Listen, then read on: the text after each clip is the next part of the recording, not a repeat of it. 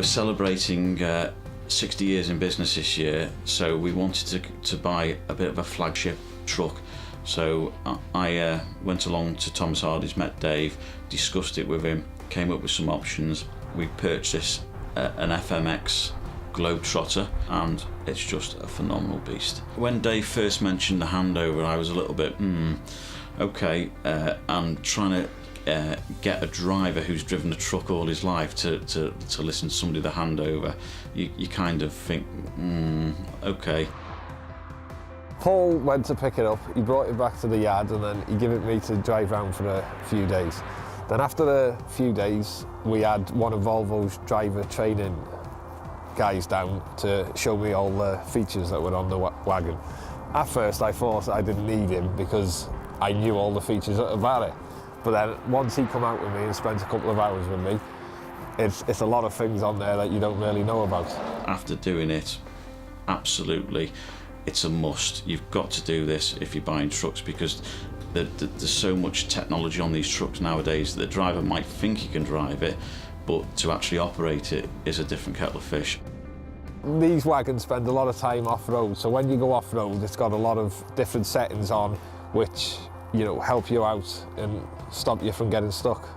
One of the things I am impressed with is the dynamic steering. When you're on site trying to shunt round, the steering's fantastic on it. It just makes life much easier. Before the driver training come, I didn't know about any of these features on the wagon, so after he showed me what to do, you know, I use them all the time now.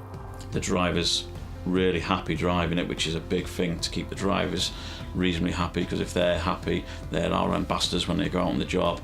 And in one particular, he was on a job where they were towing other trucks up because they couldn't get up this hill, and our driver just set the truck, because he'd obviously had this training, so he knew how to set the truck up before he came across this hill to reverse up, and the truck went straight up. And the actual site that we were working for said they only want Dromgoole trucks coming on the job.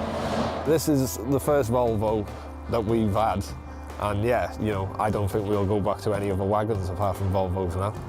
The handover is just such an important thing, and I emphasise the fact that all hauliers should take this opportunity to let the drivers know what the truck will actually do, because everybody knows how to drive trucks, but to actually operate that truck with the technology that they've got now, I think it's just a must.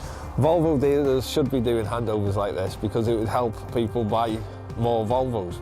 There'd have to be something really jumping out the box to make me go somewhere else now, because the servicing, the aftercare, if you like, from Thomas Hardy's and Dave in particular, and his crew that do all the servicing and all that, phenomenal.